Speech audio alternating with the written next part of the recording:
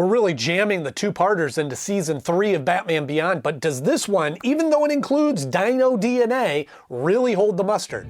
Stay tuned to find out.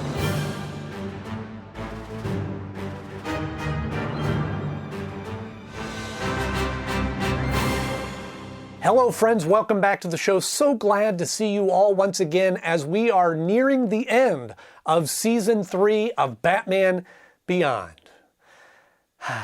We've had some good times, but if this is your first time tuning in here, thank you for tuning in as well. This is the channel where we go back and look at cartoons and comic books and shows that we grew up on in the 80s and 90s and talk about them as an adult. So if this sounds like something you might enjoy, hit that like button, press the subscribe button somewhere below here, and sit back as we talk about the Batman Beyond episode, the two-parter, The Curse of the Cobra, which originally aired on February 3rd and the 10th, respectively, of 2001. Keep the engine running. Just a personal side note as we're getting into this. So this episode aired in 2001. First of all, I know that I kind of set the show up as being reviewing cartoons that we grew up on in the 80s and 90s. This one obviously is into the 2000s because it's kind of a carryover from the 99, and then we got into 2000, we want to finish it and all that kind of stuff. But what's further interesting about that, just to reveal my age, I graduated from high school in the year 2001. I just got invited to a Facebook group for my 20-year high school reunion, which kind of blows me away. And so in one hand, I look at this show and I go, oh, this isn't that old. It's from 2001, you know, and here I am still reviewing it like it's this nostalgic old show. But at the same time going, however, that was 20 years ago. You know, however you slice it, if you were born when this show came out, you are now an adult. So the tagline of the show still works that we're looking at from adults, but it also is just interesting to me that I still think of 2000 as being not that long ago, but we're now into the third decade of the new millennium. That is mind-boggling. It's just crazy. Time is so bizarre. It's just so crazy that it's crazy. I could go on about it, but it's just crazy to think. I mean, here I am sitting in a room full of toys wearing a cartoon t-shirt. Obviously, I don't feel like a mature adult. It is what it is. But anyway, just an interesting piece of knowledge. Didn't even break a sweat. But as I said, today we're talking about the episode Curse of the Cobra, which is another two-parter. We just had a two-parter in The Call, which you can see my review up here. And here's another two-parter, and it features the Cobra, which we introduced earlier in the series. And we have another plot. We bring in some other characters from the past, which we'll talk about here in a minute. But I think the big question is, oftentimes when I look at two-parters in the animated series, it feels like there's a reason for that. There's a big story that needs to be told, and there's a lot of information that needs to be taken in there. And as we've seen in the past, is it always feels like the two-parters, they spend more time on them. There's a bigger story there. And I think the big question is that we're going to answer through the course of this video is, did this story deserve or need to be a two-parter? And we'll discuss that right after I give you my 90-second Mad Stand Beyond Bomb rundown, 90 seconds, because it is a two-parter. I'm going to give you a complete synopsis of both parts in 90 seconds or that bomb's going to blow up. So here we go. A truck is stealing some chemicals. Batman shows up, doesn't fare too well. He gets beat up. He goes back to the Batcave. Bruce tells him, hey, you really got to train at this dojo. Asks for Kyrie. He goes there. She starts training him, and he meets up with another student, Xander, who has all these bodyguards and security following him around. He's talking to him, hey, have you ever had pizza? No, I'm not allowed out. Oh, you never had pizza? You got to go to pizza. So they go to the arcade, and they meet up with Max, and Max is playing an arcade game with him, beats him, and he's like, oh, wow, this is fun. I'm getting beat. And then Terry brings him pizza. Wow, it's so good. And then there's the Joker gang shows up and they're causing havoc, and then eventually the security guards come back and whisk him away, and they're going, wow, that's weird. I don't know why he has these security. And then Max is back at her house, and Xander shows up and goes, hey, you're coming with me, and he kidnaps her, and then Terry is off trying to help out, and then he gets beat up again with the guy with nunchucks, and then he falls, and then we start off part 2, and he's got some broken ribs. Bruce is going, you're gonna have to lay low. Bruce goes out to do some investigation, talks to Kyrie. Kyrie, and she goes, oh yeah, all I have is his phone number, finds out that belongs to Kobra, and then we see Max waking up in this lavish palace, and Xander tells her his whole plans, that he's going to turn everybody into dinosaurs, and then, take this bomb that is going to bring the temperature down on the earth all the way down, and she goes, oh, you can't do that, and then he takes her off into the plane that has these missiles and bombs that are going to drop. Batman shows up, tries to stop them, fails at first, and then Kyrie shows up and she sacrifices herself to save the day, and then they go back to so close. And so they go back to the JoJo and they lay some flowers for Kyrie, and she's gone. That's it. That's all I had to do. I just had that last little epilogue moment. All's fair. All's fair. All's fair. You've got the moves, kid, but you lack discipline. All right, so we've been talking about this formula that we've been following particularly in the season 3, but I know that they used it several times in the previous seasons, where some crime is happening, Batman shows up and doesn't fare too well, and then he has to regroup and figure out a new plot. That'll keep you toasty on a cold winter night. Which they do use that method in this episode, but it makes a little bit more sense in the bigger picture. That when Terry goes back to the Batcave and goes, oh yeah, I really got beat up in that time, Bruce goes, oh, well, you need to do some more training. Here, go to this dojo and ask for Kyrie.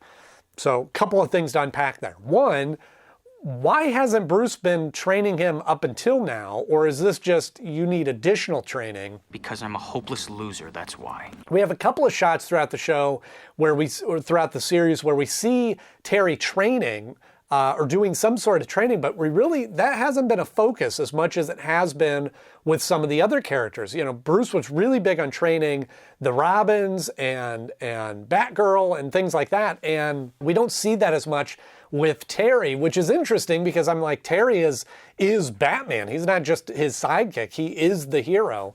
And so he's now sending him off. Feels a little late in the game to be going off and training, but at least he's doing that now. Bruce is sending me to this old guru to brush up on my martial arts. The other thing is he's going to train with Kyrie. And yes, it's the same Kyrie from Batman the Animated Series. She's now older and is now running her own dojo / fish shop, which is kind of fun. You want halibut? Caught fresh today. You know, she played kind of a little part in the story with Kyoto Kai and Bruce's training and his history and all those kind of elements. We only saw her in flashbacks of Bruce's young past, and now she's coming in to train Terry. And I thought it was just a really brilliant way of bringing in a past character that into the fold of the new mix, and seeing her older and still training students, I thought was just a great, brilliant way of tying all the stories together. Only if you'll follow my directions without question. And often when I look at these episodes as an adult, I've obviously seen a lot more television, read a lot more stories, went to a lot more movies at this point than I would have when I was a kid. And I always describe myself as the perfect fan of television and movies because I typically am right in the moment, watching things develop as they happen. I'm hooked. You know, if there's a third act reveal or some secret or a plot twist, I typically do not see them coming. I think more so, I'm just so engrossed in the moment and thinking about what's happening right then. My mind doesn't really wander to the next thing or who this person is or how it ties in. However, there's episodes like this that when I find it a little predictable, that I think does not speak well for the episode. Xander is one of my advanced students. Like in this episode, we meet Xander, we see that he has these bodyguards, there's more to him, he's kind of mysterious, and I'm thinking, well, he's going to be the bad guy. Now, they've done that a few times in Batman Beyond, where they kind of make it seem obvious that this is going to be the character that's going to be revealed to be bad, and then they twist it, and then they go, oh no, it's this other character. So I was prepared for that to happen, but it did turn out that Xander was the villain. Who died and made him king of the world? And it did feel a little bit like, for a two-parter, this had a lot of filler. The whole thing with them getting pizza, although is necessary to the plot for building that connection with Max and Xander, which, by the way, was a nice callback to the last Cosmos game. That was kind of fun, seeing Max and Xander playing that. Who's bad? Who's rad? Who's never been had? Woo! That whole sequence of them going to find pizza and Terry going, oh, you never had pizza, it felt a little drawn out and filler, whereas there's been other two-parters in this series and Batman and Superman that don't feel that way. It feels like, wow, they really crammed a lot into these episodes and obviously needed to be a two-parter because there was so much. So I do like the plot that they develop where Kobra is trying to, infuse dino DNA and taking the best parts of dinosaurs, which are strong and rulers of the planet, and incorporating them with the intelligence that we have as humans and this society coming up with this plan. It's kind of interesting, and again, it's kind of different, although it is kind of similar to the Super Mario Brothers movie plot.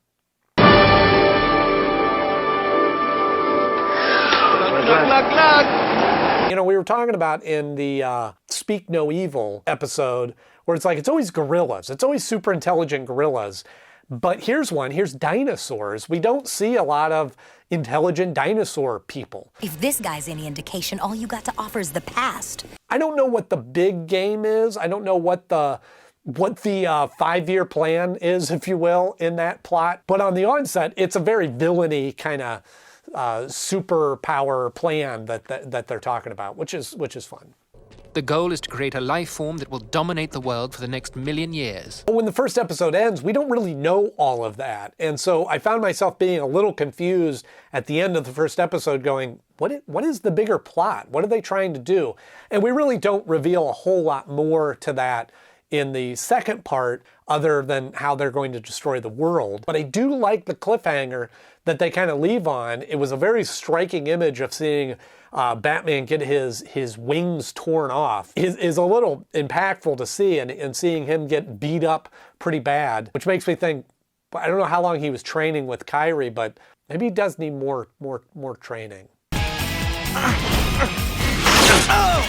So at the start of the second part, we see Terry's laid up and injured, which, I don't know if this is just the way that I look at shows now, particularly superhero shows. I don't think they did this sort of thing as much in the 80s and 90s and 2000s, as much as they do now, where we really see kind of a human side of superheroes. They'll hurt when you move, and breathing won't be much fun either. Now, I'm kind of on the fence about this because at times, I like the elements of like superheroes being larger than life and able to do things that mere mortals can't, whether they have superpowers or not, that drive to just always do good and always be saving the day and putting their own needs aside.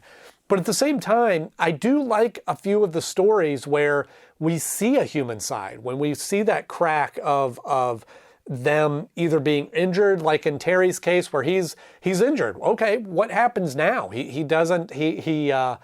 laid up. He can't go out into action. And luckily Bruce is able to take over for that. Have you forgotten who you're talking to? And then when they're brought down to Earth or brought down to reality and go, oh yeah, what about when they lose a loved one? Or what about when they deal with their regular problems or their love life or their personal demons that they've got to battle? Those kind of things are all very interesting and just make a well-rounded character. In my opinion, I don't feel like we saw it as much in this time period of superhero stories. Sorry. Old habit. Now, this is another spot that I always struggle with in some stories. Here we are in the second part of the episode, and we reveal, oh, Kobra's behind this, and Bruce and Terry figured this out after a little bit of research. That moment doesn't land as well for me because we, as the audience, already knew that.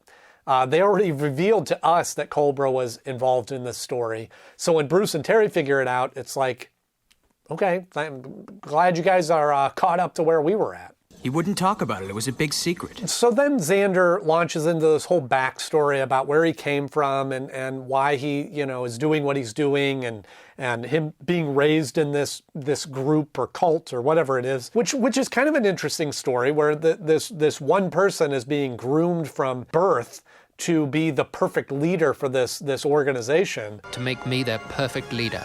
But what was confusing for me is, what is the connection with Kobra and Egypt and the dinosaurs and all that kind of, is it just a lot of cool elements all kind of thrown together? Because if you remember from the Ten Commandments, the Charlton Heston movie, or the Bible that it's based on, I don't know if Egypt was really that fond of snakes. So the idea of them, that all being kind of mixed together, and then you throw dinosaurs into the mix, and it's like, I don't know. It just felt like a lot of stuff kind of put in there, which again, they did previously with Kobra, where it was like the story wasn't just about Kobra, it was about the assassin and the other people and all these kind of broader elements that are all kind of crammed into this one idea with Kobra. You're nothing but a crook to me. So when we finally get to the point where we're establishing the plan is to raise the temperature of the planet, that all the dino people can survive being warm-blooded, not sure the science of all that just checks out quite well. But it's not clear what the full plan is. And honestly, as they're revealing all this and the flashback and telling the story and all the exposition, I kind of got bored. And again, it just felt like more filler of that all of this could have fit into one episode, I think. And it would have been a jam-packed full episode.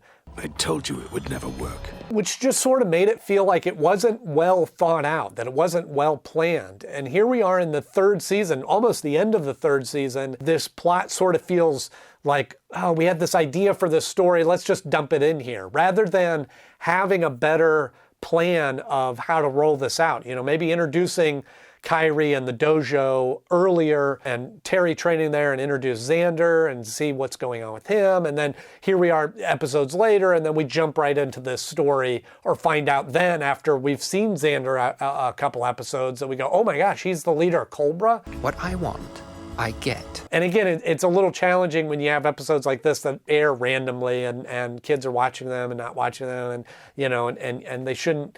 So it takes a certain kind of writing to be able to establish all these stories and plot lines without it feeling like you're missing something if you didn't see the previous episode. So I get that. I think I get it now. I did find out after I had wrote up my notes for what I was going to talk about in this, that Bruce Timm also had said similar things, that he liked where they were going in the first episode of this, the first part, and was a little disappointed in how it all came together in the second part. And I agree. I see those things as well, that it feels like we're just not landing all that. And it felt like we had this second part to fill, and it ends up being just a lot of filler and a lot of just fluff material that doesn't really have as much substance as we did in the first episode.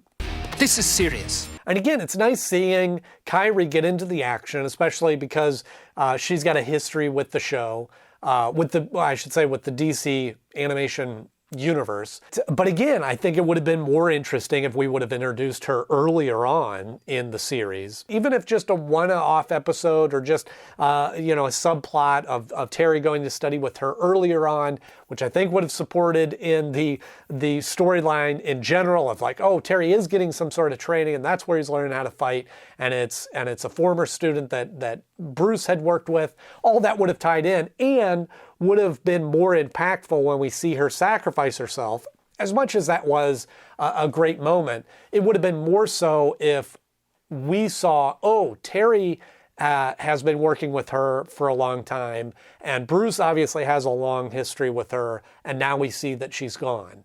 And so that final scene of them laying the flowers, I think would have landed more emotionally impactful if they would have introduced this character earlier. She was a good teacher. The best. So when it comes time to rank this episode, I think maybe I wanted it to be better than it was. And maybe I had higher expectations because it was a two-parter, but also it just felt like it didn't land the way I wanted it to. It just didn't feel like it had the weight that I wanted it to. And I think, again, it would have done better if it would have been a single episode. And I have to wonder that here we are in the third season, if some of these choices were based on, well, we have whatever it was, 13 episodes to fill. So I don't know, let's stretch out a couple of, let's look at the stories we have and let's make a couple of them two-parters just to fill our episode count. and it not being based on, oh, this story is too big, we have this huge story to tell, it has to overflow into 2 episodes. So for those reasons, it falls at the number 33 spot of my favorite episodes. And it falls below A Touch of Karari because that one, as much as there wasn't as much happening in the episode like this, it was dealt with a broader story with the League of Assassins and that kind of story, and we knew something about them, and it just felt more involved in the series in general. But I do have this one beating out Ascension because that one just felt like, again, a big build-up to a big moment in the series, and just, again, maybe I put too much weight on it, but just felt like, oh, that's it? That's what happens? And whereas this episode at least had some more interesting plot points with the dinosaur DNA and this global plot and the, Kyrie from the past and those elements to beat it out. Keep your guard up, kid! So my question for you, as we talk about structures for episodes and 2-parters and 1-parters and things like that, do you think of it in terms like I do, as that a 1-parter feels like it should have more weight to it, or is it just, to you, just a break in the episode or a way of spending more time with the characters? Let me know in the comment section below. If you enjoyed this episode, I'm asking you to do me a favor and share it with one other person, somebody else that you think would enjoy this, or everybody. Post it on your social media, or send an email, or direct people to this, or just tell people about it. Always helps me out tremendously, and I very much always appreciate any help I can have in getting this content out to more people. And of course, you can like and subscribe, and all those things help out well, because we are almost done with Batman Beyond. We just have 2 more episodes left, so be sure to check those out. As always, thank you so much for tuning in. I'm Andy Knode, and I'll see you soon.